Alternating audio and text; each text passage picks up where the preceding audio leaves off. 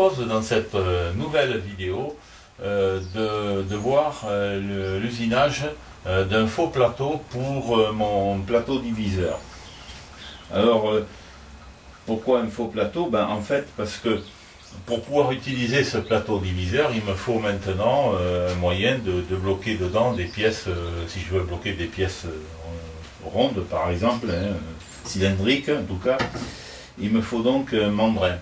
Et j'ai deux possibilités pour ce qui concerne le mandrin, le choix du mandrin. Soit je prends ce plateau, donc fait un diamètre de 150 mm. Si je veux donc fixer un mandrin là-dessus, il va me falloir donc choisir un mandrin d'une taille inférieure pour que je puisse utiliser les rainures qui me sont proposées, les rainures en T, là, pour pouvoir mettre des écrous en T et fixer un mandrin dessus. Le problème, c'est que j'ai pas envie d'acheter un mandrin d'une taille de 100 mm au maximum pour pouvoir avoir suffisamment de marge pour pouvoir bloquer correctement mon mandrin. C'est pas tellement la bonne solution, d'autant que j'ai deux mandrins pour le tour qui font 125 mm, donc qui conviendraient bien pour s'appuyer là-dessus, sauf que pour pouvoir les fixer, il va me falloir un faux plateau. Et c'est donc ce que j'ai décidé de faire, c'est donc cette seconde solution qui me paraît la meilleure. Je vous propose donc maintenant de regarder la théorie, voir un petit peu comment je compte procéder, et ensuite on verra pour la pratique. Pour la pratique, d'autant que c'est la première fois que j'usinerai sur le tour une pièce de ce diamètre-là, puisqu'on sera dans la limite de la capacité du tour, en fait, je pense. Donc on va d'abord regarder la théorie. Sur le diviseur, donc, je vais devoir fixer mon mandrin. Le mandrin de préférence, je pense, ce sera le mandrin 4 morts. J'ai monté le mandrin 4 morts sur le tour, donc je vous montre ici sur le 3 morts, c'est exactement la même fixation. Alors, les mandrins sont fixés à l'aide de 3 vis, une là et une là, sur le plateau, sur le faux plateau. Il me faudra fixer en premier mon faux plateau sur le mandrin, dans les rainures ici, prévues avec des écrous en T que j'ai fabriqués. Et donc visser d'abord le faux plateau et ensuite je vais visser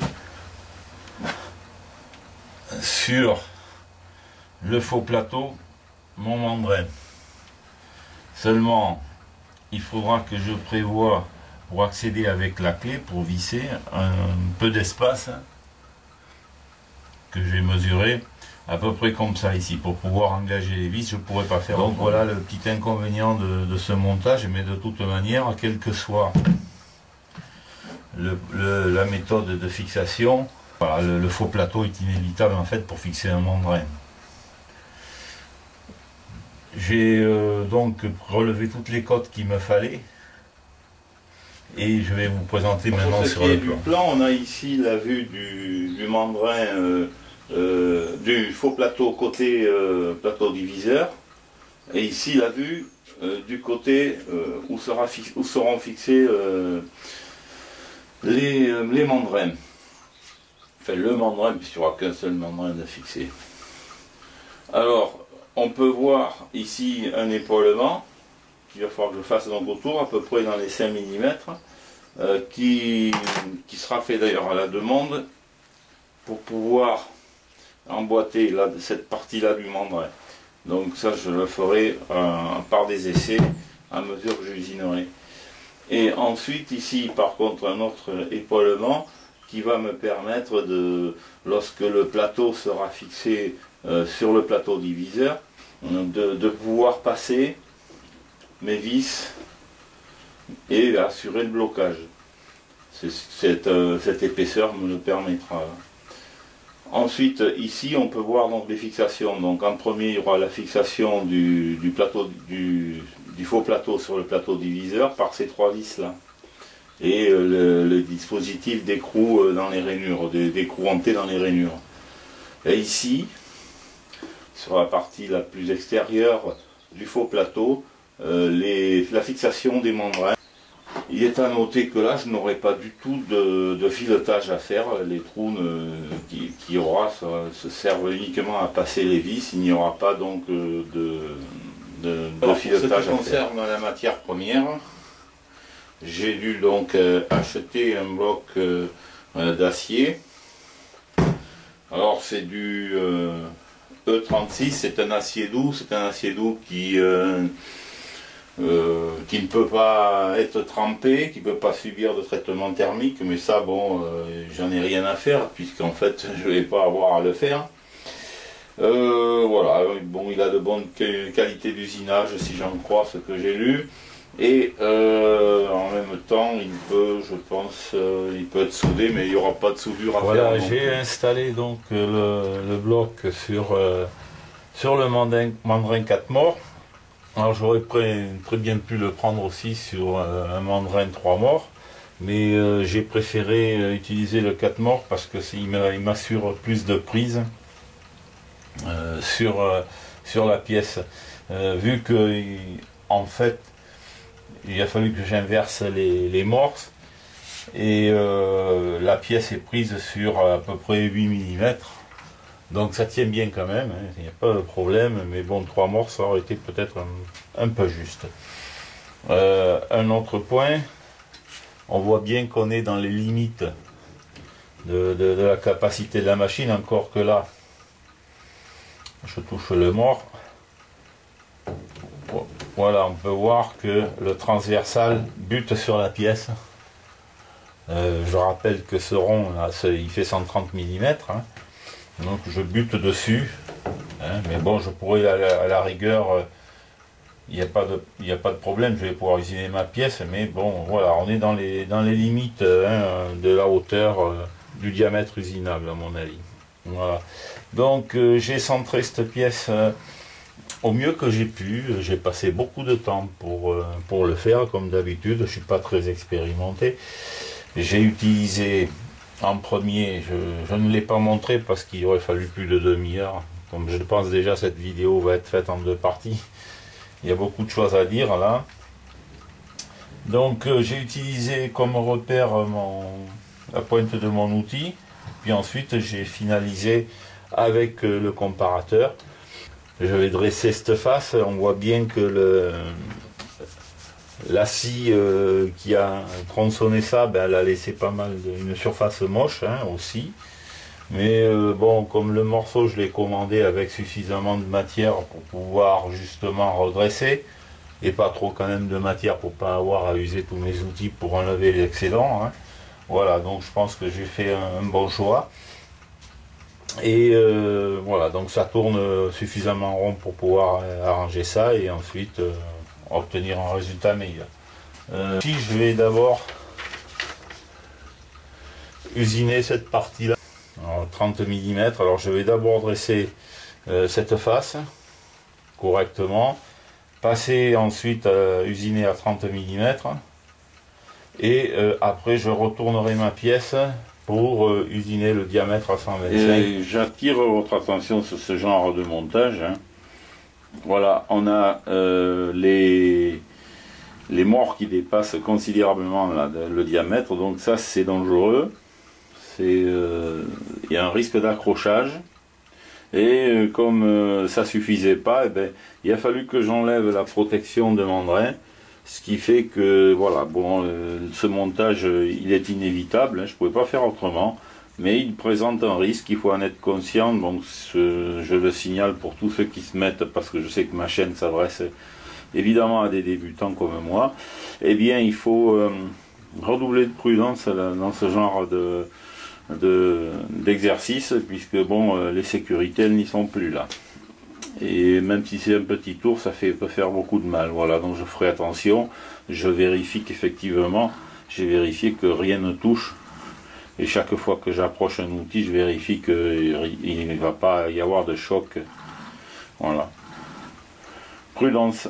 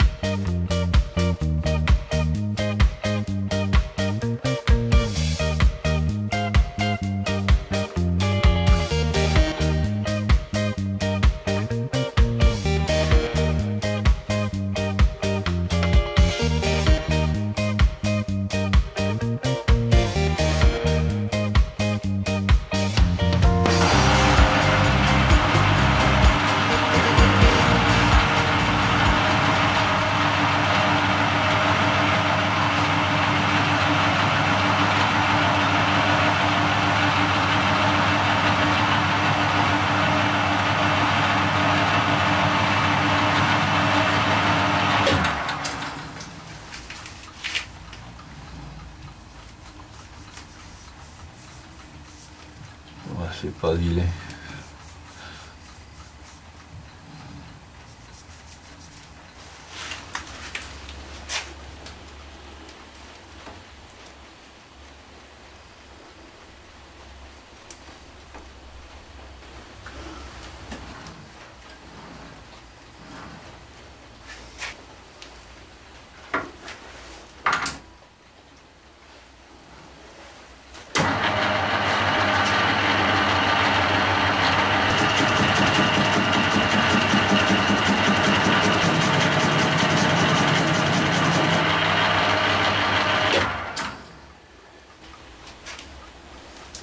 Faire un repère sur ma glissière, faute de mieux.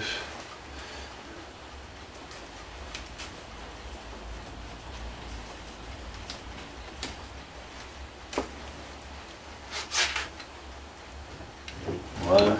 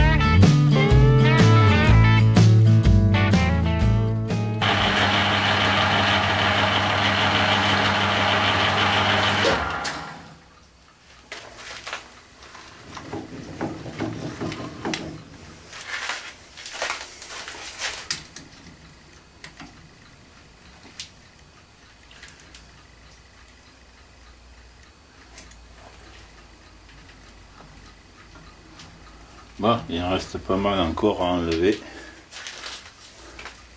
Je suis à 122, il faut que j'aille à 94. Alors j'ai changé l'outil de coupe, j'ai mis un outil en HSS, en acier rapide supérieur. J'ai fait une première passe avec, ça me semble aller mieux. Il a fallu donc que je diminue la vitesse de mon tour, la vitesse de rotation, puisque pour les outils en acier rapide on tourne moins vite qu'avec les outils au carbure, et il faut plus lubrifier évidemment, parce qu'il ne faut pas faire des copeaux bleus avec ça, et cet outil me semble aller mieux. Alors bon, je pense que c'est peut-être aussi pour ces petits tours, il faut peut-être bien se rendre à l'évidence, les outils en acier rapide semblent être plus adéquats. Enfin, ça c'est à vérifier avec l'expérience, mais enfin à mon avis ça paraît, pour avoir fait plusieurs essais avec à d'autres occasions, les outils en acier rapide conviennent mieux. Et en plus on peut les affûter.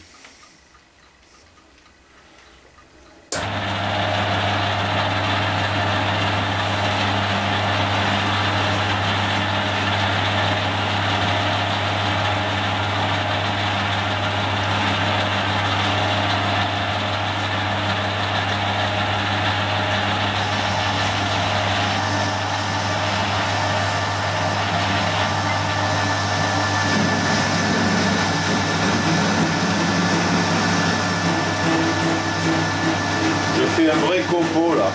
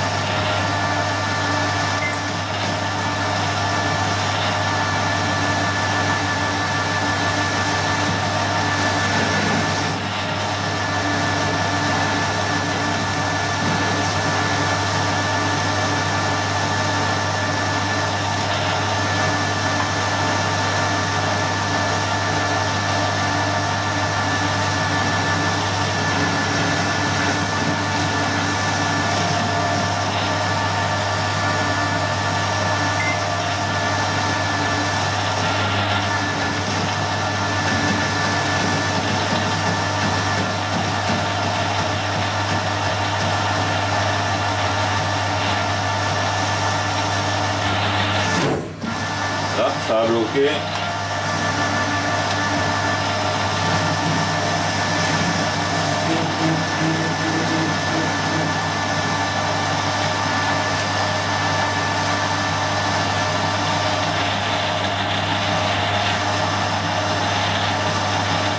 Alors la courroie du tour n'est pas extrêmement tendue. Elle patine facilement quelque part, donc ça me sauvegarde mes outils par rapport à un blocage sérieux. Mais bon, de toute manière, ce tour, je vais devoir intervenir dessus pour justement pouvoir régler la courroie, et puis j'ai d'autres améliorations à y apporter. Enfin, je vois pour la lubrification, pour l'huile de coupe également, faire un système qui arrose en permanence, ce serait pas du luxe. Et voilà, il y a plein de petits détails qu'il va me falloir améliorer, et je vais profiter de ce que je vais faire des travaux dans l'atelier, agrandir, donc bouger le tour pour faire ces travaux, changer le moteur également certainement, pour un moteur plus puissant. Je pense que l'outil en acier rapide supérieur là convient mieux. Alors on a pu voir aussi que lorsque je reviens en arrière, l'outil coupe encore.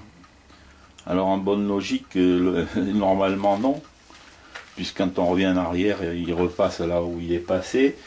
Et ça s'explique par le fait que la rigidité n'est pas extrême, et que certainement c'est un phénomène normal, je pense, un peu sur toutes les machines, hein. Il y a toujours un peu de flexion, et alors évidemment, plus elle est importante, et plus lorsqu'on ramène l'outil en position de départ sans éteindre la broche, sans la couper, eh bien on s'aperçoit qu'on remange encore un petit peu de copeaux. C'est parce que l'outil qui, je pense, a eu tendance à quelques centièmes de millimètre, très peu, de plonger, et bien lorsque l'on revient en arrière, ça doit revenir dans l'autre sens un petit peu, et on reprend de la coupe encore. Enfin, une explication un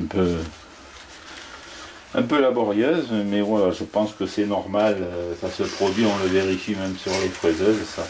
Et alors, surtout quand les machines n'ont pas une rigidité extrême, ce qui est le cas de ça, c'est des petites machines, mais même sur des grosses machines, j'ai déjà vu dans des usinages comment on va appeler ça, c'est pas une caractéristique, hein, cet aléa, on va dire, un peu, c'est une sorte d'aléa, puisque finalement, en bonne logique pure, lorsqu'on revient en arrière, on ne devrait pas avoir un enlèvement de copeaux encore.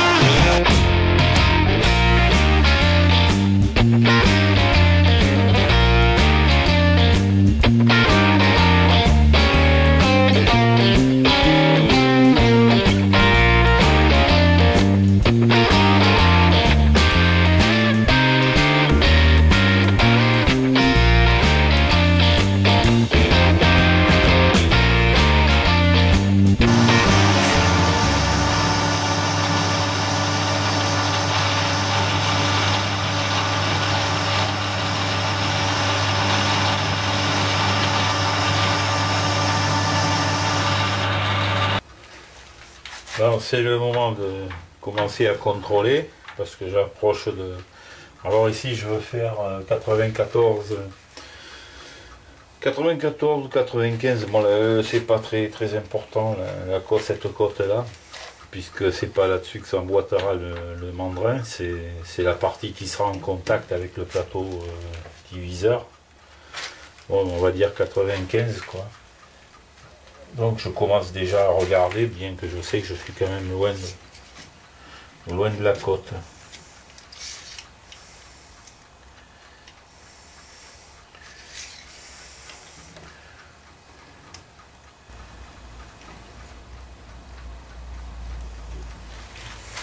Voilà, 98 et 1 centième, bon c'est ce que je pense. Voilà. Donc j'ai 3 mm à enlever. Ça va aller assez vite ça maintenant.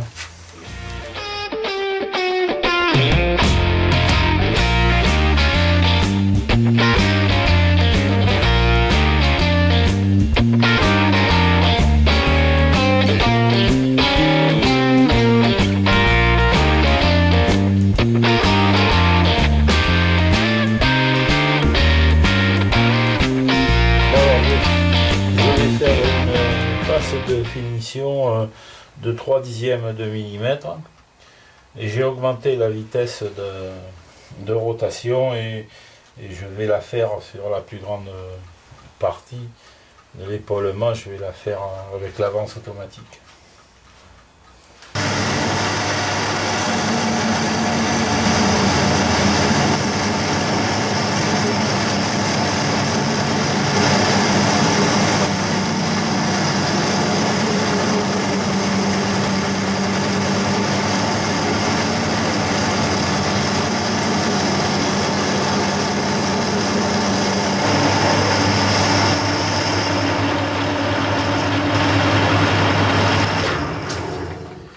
Voilà, je vais contrôler, mais bon, je suis sûr que ma cote sera bonne parce qu'il n'y a pas une tolérance très serrée, donc.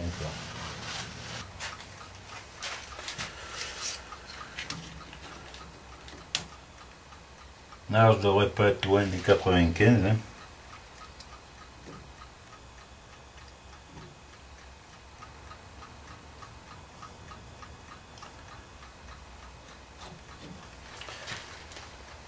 Alors 95, 15 centièmes. Pour faciliter le centrage au mandrin 4 morts, je vais m'aider d'une contrepointe. Comme j'ai ici un perçage à faire, hein, des bouchons de 18 mm, je vais faire un avant-trou et cet avant-trou me servira lorsque je retournerai pour me centrer, m'aider à me centrer avec la contrepointe. Voilà le travail que je vais devoir faire maintenant. Donc en clair ici, réduire à 126 mm le diamètre, donc dégrossir toute cette partie-là brute, et qui n'est pas très ronde. Enfin, qui ne tourne pas très rond, elle tournera bien rond après évidemment. Et ensuite réduire ici cette surface, bon, pour que là j'ai la cote de 30 mm. Je m'interroge également ici, peut-être faire un petit surfaçage plus propre, parce que là c'est pas très beau. Voilà le travail.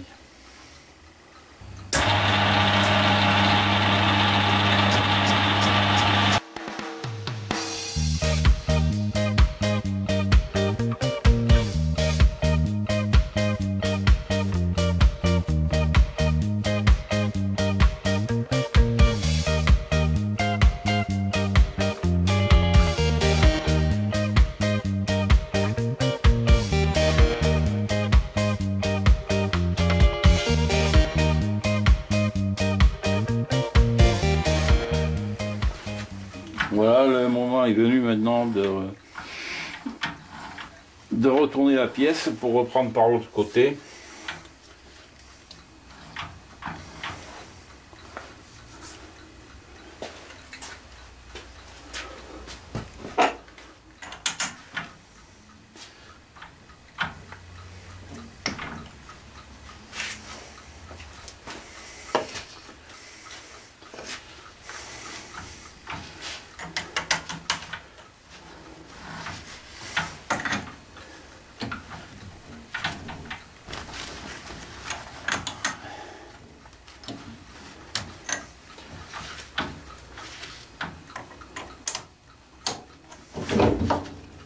Voilà.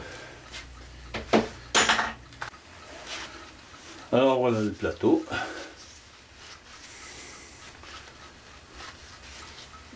C'est pas fini, hein. Il n'est pas terminé encore. Ça c'est la partie qui a été sciée chez le fournisseur. Hein. Là, ici c'est plus propre que ça a été de l'autre côté. Voilà, donc ça c'est la partie qui va venir en contact avec le plateau diviseur. Et maintenant je vais le reprendre dans ce sens. Voilà, je viens d'installer donc ma pièce retournée pour être usinée, bon, de l'autre côté, toutes les parties brutes. Et j'ai mis à peu près une demi-heure, une fois de plus, pour régler ça dans un mandrin 4 morts. Bon, maintenant ça va, c'est bien réglé comme il faut. Vous le verrez là, dans la prochaine vidéo, puisque le moment est venu maintenant donc de se quitter. Je vous propose de revenir pour la seconde partie de l'usinage de ce faux plateau. Et là, il y aura du travail à la fraiseuse, puisque je vais devoir faire les perçages, je vais les faire à la fraiseuse, les perçages pour les vis de fixation. Et puis il y aura sans doute également une rectification pour la géométrie, qu'elle soit parfaite. Donc il y a du travail, il y a pas mal de travail, c'est la raison pour laquelle je fais cette vidéo en 2 parties. Je vous dis à bientôt, même à très bientôt, pour cette seconde partie sur l'usinage d'un faux plateau.